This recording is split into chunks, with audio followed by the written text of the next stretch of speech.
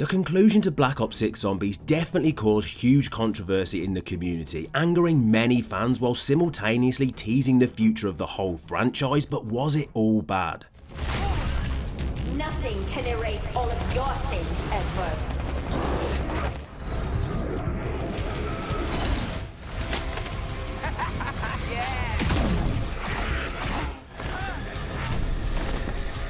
Be advised, local gravity levels are falling. Flanking you! Here comes Uber trouble. There is no doubt that DLC 4 left Zombies fans with a lot of questions, with one of the main ones being, what the hell happened? Reckoning definitely pushed away many long-term fans by making some truly baffling decisions, but despite all the problems it caused, it actually brought a ton of good stuff to the table, so let's start there.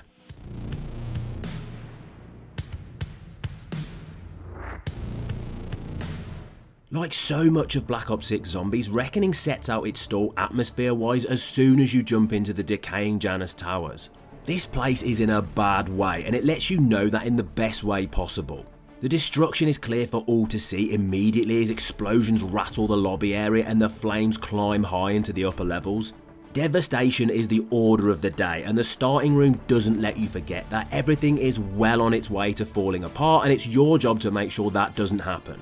Modern Zombies has absolutely suffered from an overabundance of lab and military based settings, making them feel saturated and far less unique with the more that they were used. And I won't sit here and say that Reckoning doesn't have that feel to it in some areas, as the nearby mutant research area certainly has that Terminus style vibe to it, but fortunately it looks phenomenal, and has the added advantage of being able to creep the player out with numerous famous Black Ops 6 enemies lurking in tanks, keeping you on the edge of your seat. Couple that with Richtofen's family nearby, and although you've not ventured too far into the experience, it really feels like there are big stakes here, which supports the atmosphere of the whole experience brilliantly. And that becomes much clearer when jumping up the opposite ether elevator into quantum computing, as this could well be the coolest area in the entire experience, as high-tech computer terminals are intertwined with overgrowing dark ether plants, creating a genuinely awesome looking play space. One thing that has become evident ever since the birth of the Dark Ether story is that it never has enough, well, Dark Ether. D Machine, The Tomb and now Reckoning are some of the very small number of experiences to actually feature stuff from that world, and that's really what players want more of. So it's great to get to jump into areas featuring unique aspects of what's lying just beneath the surface. And interestingly, as soon as you gaze upon this dark and disgusting looking area, you'll transition straight into beauty that is the complete antithesis of what you just witnessed. As lying just around the corner is an incredible view stretching out across the lands around Janus Towers, which in some ways seems out of place, but it's really there to remind you exactly how this place was before the zombie apocalypse took hold. Shattered Vale did something very similar, and it worked brilliantly to pull you out of the dire situation you find yourself in before ploughing you straight back into the world of the undead.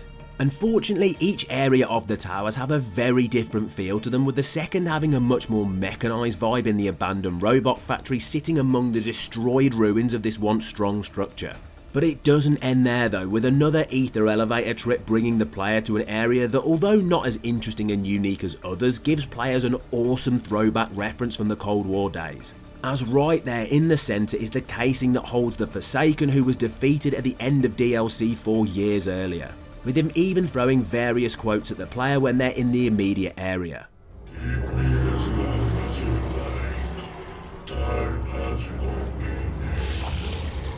This isn't something that even needed to be included necessarily, but it helps connect the stories in a great way and plays an even bigger role in something I'll get onto very shortly. But Janus Towers wouldn't be complete without a trip to an office owned by the most important person in this entire game. The theme of total destruction is once again hammered home here, as the previously smart area has been left in pieces, showcasing to players that even the upper class executives were not safe from the clutches of the undead. And all of this serves to lead fans into a once hidden area of Richtofen's, the Particle Accelerator Room. And this could well be one of the coolest areas in the whole experience, as not only does it house the Pack-a-Punch and also get used for a number of Easter egg steps, but it features the return of an awesome mechanic from Zombies history, anti-grav.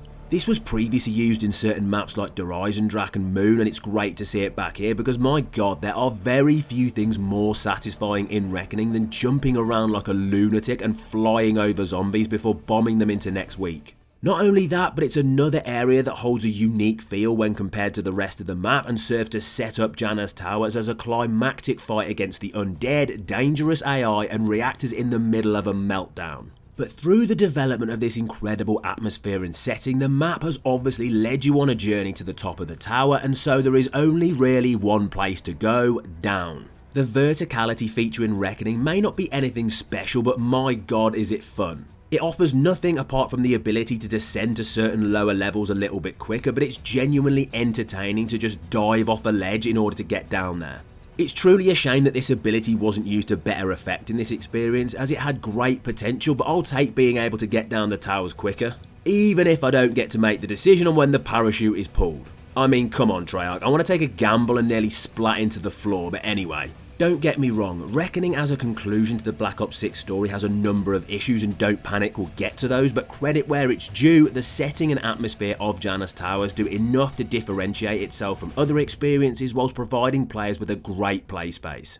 And it's not the only thing that this map does incredibly well, because for the first time in a number of DLCs, players got their hands on a truly original wonder weapon. After the controversy of the Ice Staff appearing in the Tomb, and incredible, albeit yet pretty familiar Raygun Mark II variants in the Shattered Veil, it was finally time for something new, and the devs absolutely got it right here with Gorg Effects. Let's clear something up immediately, okay? This is not a wonder weapon that is going to win any awards for most OP of all time, although it definitely is very powerful.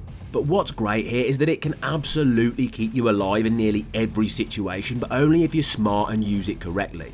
Gorg Effects is satisfying to use when wiping out the undead and can take out a pretty sizable chunk of a horde when dropping a charge shot. It's a genuinely great weapon. But even better than its ability to take out zombies is how this thing looks. It's phenomenal. Very few guns look as unique and impressive as Gorg Effects, and at last, many years after the release of Forsaken and its dark ether themed Chrysalax, we finally have another wonder weapon that's been pulled directly from that corrupted and dangerous world. It's so much fun to use Gorg Effects, not just because of how good it is, but because it makes you feel like you have some truly otherworldly power in your hands. Every time you reload, it looks incredible, with tendrils stretching out to pull in the cyst in order to provide you with more ammo. It's pretty disgusting. But I've got to throw it out there, the quest to get hold of Gorg Effects could well have one of the coolest steps we've seen in a long time. Bringing back the Forsaken into this world and having to defeat the Uberclaus that he inhabits in order to unlock the wonder weapon was genius. And although not necessarily something major story-wise, it at least makes the map connect to Cold War in a decent way. It doesn't end there though, because if you decide to take on one of two possible upgrade quests, not only will you get yourself an even better version of Gorg Effects in either the C or N variant, but you'll also gain the ability to pack-a-punch the weapon that wasn't present before, easily making this one of the best guns in the entire map. It goes even further though, because each quest ties directly to a Black Ops 6 character that fans have been waiting to see since Liberty Falls, Blanchard and Panos. I'll get onto the storyline implications here later, or lack thereof should I say, but for now it's important to note how your decision around which Gorg Effects upgrade you want to go for directly impacts the fate of these characters. And outside of whether or not there is wasted potential here, that is pretty cool, as your choice of weaponry will lead to the demise of either Panos or Blanchard, as they themselves are literally used to create these new variants.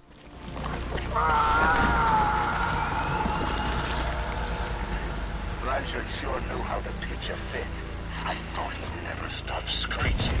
But I suppose fortunately at least they're always with you. I mean quite literally inside the gun. Now that is something to think about. Because without you sacrificing one of these guys, you would not be able to get your hands on the best weapon in Reckoning. Ouch. There can be no doubt though that Gorg Effects is one of the best parts of this experience, and it is so satisfying to finally have original wonder weapon content that is this good. And you're gonna need it if you want to have a decent chance of taking down Reckoning's hulking new mini-boss, the Uberclaus. Players have clamoured for the return of everyone's favourite robotic companion ever since Mauer de Toten, and this was the map for it in more ways than one. But the first of those is your new biggest foe, Uberclaus. This time around he's not on your team and instead found inside a giant mechanised suit attempting to take you down at every available turn. And although it may not be an entirely original boss, obviously having major similarities with both the Panzer and Krasny Soldats, it doesn't stop it feeling like a brilliant addition to Black Ops 6. The mini-boss problem in this game was a major talking point throughout its whole life cycle, and we'll get onto that later, but in terms of the Uberclaus, that's definitely not the case,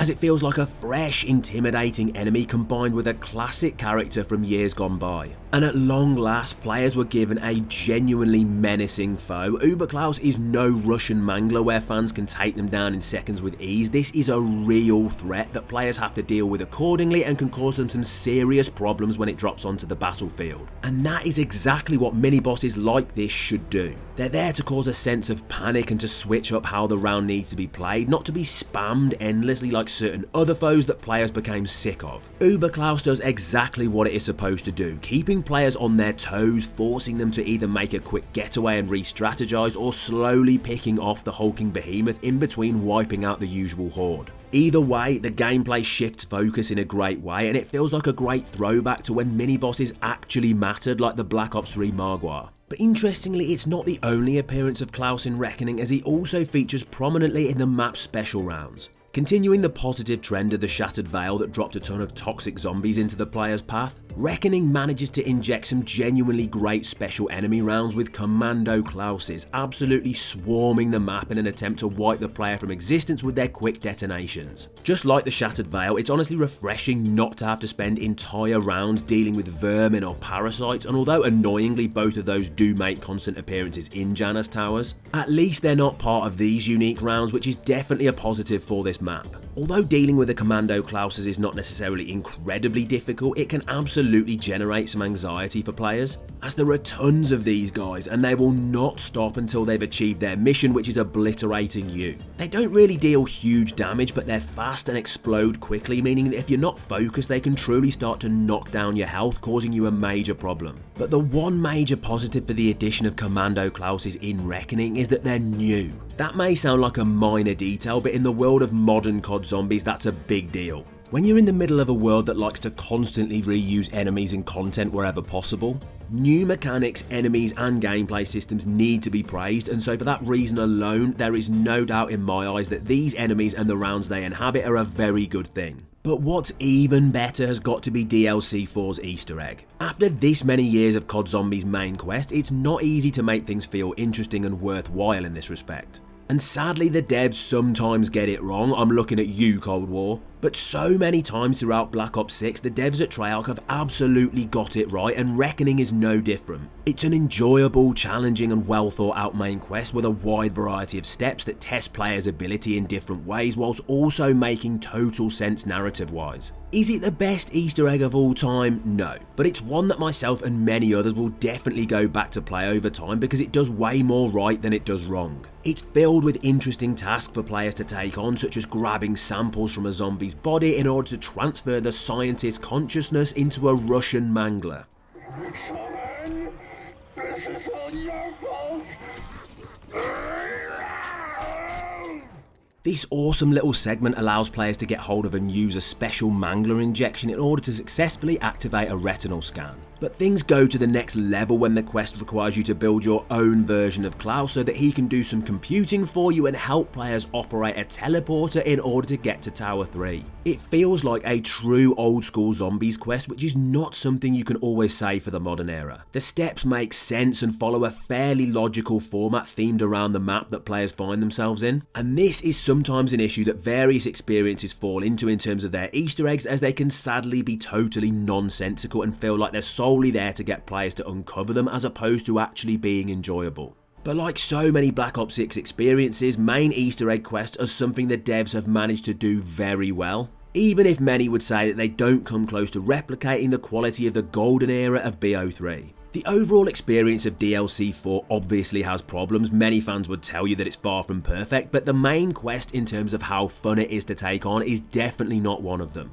and has got to be considered one of the huge positives that this map brings to the table. And it doesn't end there, because it all culminates in a pretty impressive boss fight, or should I say boss fights. Because for the first time ever, fans had the opportunity to take on one of two different encounters depending on who they choose to side with, Richtofen or Sam. Although the fights take place in the same arena on top of Tower 3, fortunately they are very different both in terms of their gameplay and with regards to how challenging they are, with the more comfortable being to jump into battle with everyone's favourite rogue AI. Edward tried to break you, and now I am going to finish the job.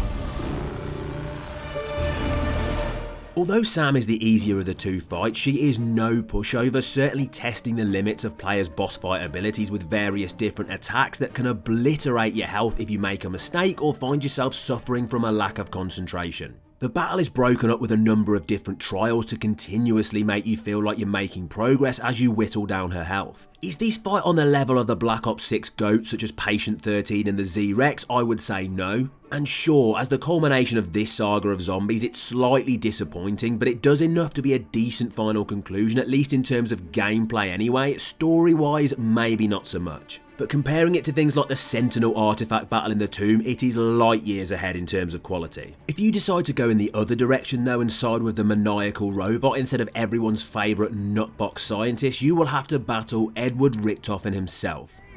Ready to attend a family reunion, but since that's been cancelled, I'll just kill you instead.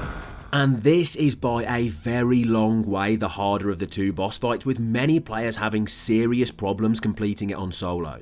To say that in the world of zombies we actually got to have a genuine climactic DLC 4 fight with Eddie is pretty insane to think about. If you threw things back to the zombies days before 2020, that would have seemed impossible. There is one downside though, and that is that the first part of the fight merely feels like you're going up against a more overpowered Uberclaus whilst fighting off constant exploding robots. It doesn't feel massively unique, sadly. However, once you manage to get through that part, the battle really comes into its own and feels like something much more important.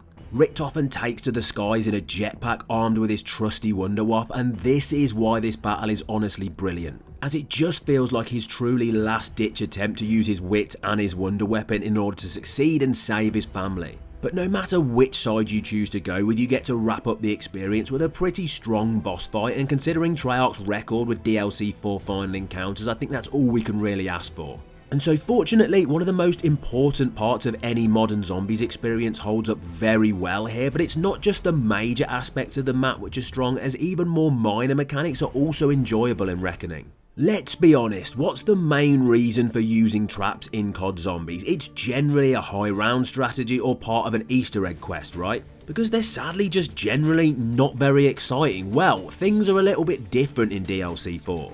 As the caster turrets that you can find around the map can actually be upgraded in order to give you some serious assistance, and there's even a mini quest to do this. It revolves around getting a serious number of kills using one of these units until it informs you that the memory is full, and if you keep smashing the zombie eliminations, eventually it will drop you a hard drive, and it's then your job to take a trip to quantum computing and defend the area while the upgrade happens. This gives you the chance to get hold of some serious upgrades, including the fact that the caster turret will no longer deal player damage, hit zombies with much more powerful shots, and even have the chance to activate the brain rot alternate ammo type. And so, if you're looking for something extra to do in Reckoning, these little mini tasks are a good option and can certainly help you out in a pinch. I can't sit here and suggest that an upgradable trap in COD Zombies is any kind of new groundbreaking gameplay mechanic, but it's definitely a positive for the experience. I mean, generally, the more content the better, and it's absolutely something I'd like to see appear in future experiences. As I've mentioned, there is a huge number of major positives present in DLC 4, and I definitely don't believe that it was a bad way to end this chapter, at least in terms of gameplay anyway. But with that said, there can be no doubt that it angered a large number of fans in the community for some totally understandable reasons, and so it's probably about time to jump into all of those negatives.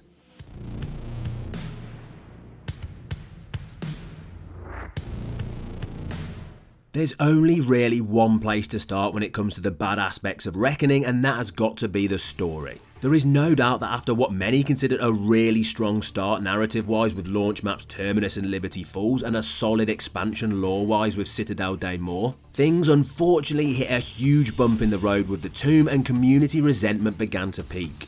There was a light at the end of the tunnel though, as once the Shattered Veil arrived, fans were delighted to get their hands on some of the best story content the game had to offer, setting up some pretty high expectations as Reckoning approached. The first major issue in this respect was that the break between DLC 3 and 4 was pretty extensive, at least compared to other content drops, only meaning that expectations in terms of a strong narrative wrap-up were even higher in the community. The second problem is that what was provided for fans story-wise in this experience just simply did not cut it. It's a tale as old as time when it comes to Treyarch's DLC 4 storytelling. It sadly always leaves fans with more questions than answers, and not in a good way. There were sadly no major story revelations in Reckoning when it came to the narrative of Black Ops 6, it was just very by the numbers. Essentially exactly what you would expect when it comes to dealing with Sam in the canon ending. She was defeated and Rick often got his family back, or at least a version of them anyway. Along the way though, fans would learn of some pretty disappointing story details, with one of the major ones being that it turns out all along the real Samantha Maxis is already dead and has been since Forsaken.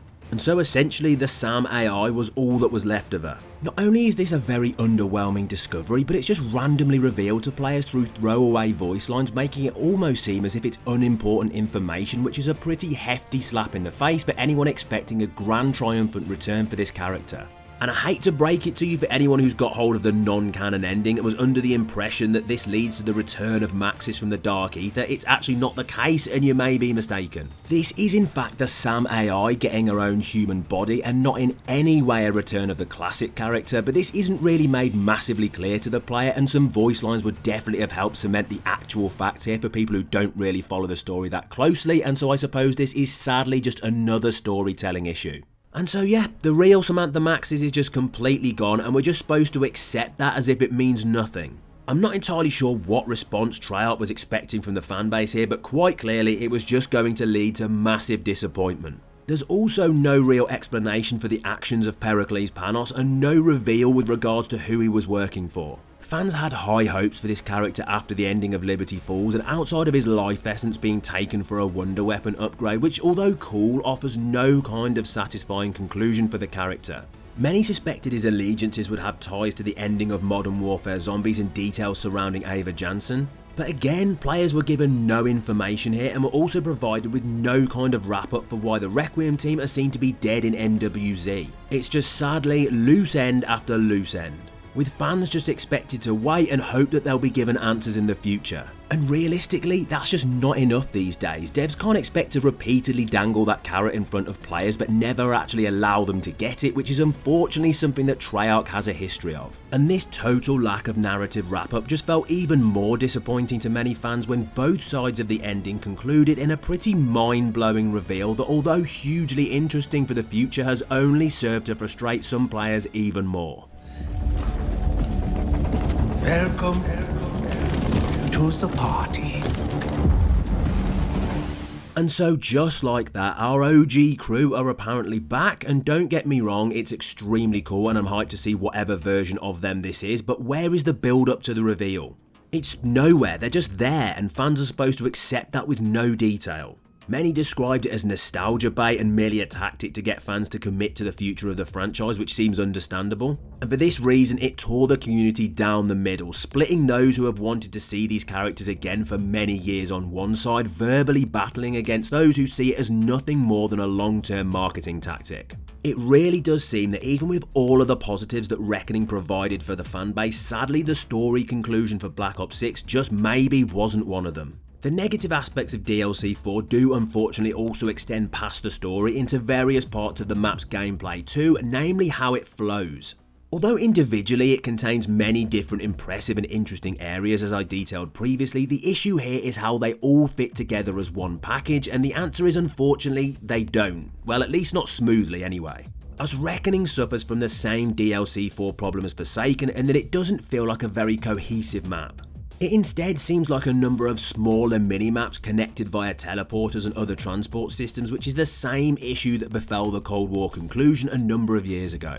It just feels less satisfying to get around a zombies map through various mini cutscenes throwing you up an elevator or across through the air from one tower to another, with you having no involvement in doing it outside of pressing a button. It feels like there's very little player choice when it comes to getting around the map. There are just a few standard routes that you can take in order to get to various points of the tower, but not much room for decision making and creativity. Which I appreciate is the only way that you could really make a map like this with verticality to it. But in that regard, perhaps the design choice of Reckoning in the first place as a COD Zombies map wasn't as smart as some of the others in the franchise. It didn't work with Die Rise all of those years ago, and maybe it doesn't entirely work here either. Not every negative about this experience though is as hard rooted in the structure of the map. Some things are just downright frustrating and totally needless. With the perfect example of this being that one of the most overused enemies in the whole of Black Ops 6 has reared its ugly head here once again, and that is doppelgasts. After their inclusion in both Citadel and the Tomb, players really weren't interested in seeing these again in another DLC. Luckily they were handled slightly better in the Shattered Veil, only appearing if you didn't do a good enough job of dealing with the Elder Disciples and their ability to evolve the enemies of the map. But the devs just annoyingly decided to throw that out of the window with Reckoning and instead just returned to their base formula of spamming players with them once you reach the higher rounds. And it's not that it necessarily causes a huge issue for players, it's just that it's annoying and 100% not needed. Fans are already dealing with fairly frequent Uberclaus arrivals who really works well as a mini-boss, and doppelgasts just don't need to show up here. If the player hasn't upgraded Gorg Effects, they're not even an issue anyway and die pretty rapidly, so in that respect, why even bother adding them? There's no real reason for it other than to just frustrate players and perhaps make some less experienced fans feel like things are becoming more challenging as they progress further. It's just a slightly more minor issue with DLC 4 in comparison to the others I've discussed, but a problem nonetheless, and something that after huge community feedback on the topic really makes some fans feel like asking, are the devs even really listening? So quite clearly with Reckoning there was major highs and some pretty devastating lows. It's a map of mixed feelings when it comes to many players. Evidently it received a huge amount of backlash from a very vocal portion of the community, but after taking a deep dive into everything it had to offer, was it really the dumpster fire that many made it out to be, or beneath the surface was it able to break the COD Zombies DLC 4 curse?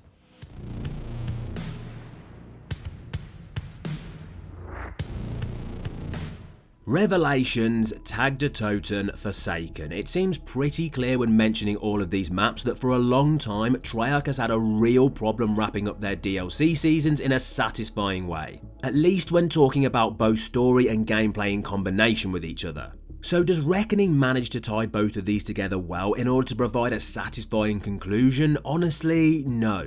Annoyingly, it got some major things wrong, with the most unforgivable being its weak narrative choices or total lack of them in some instances.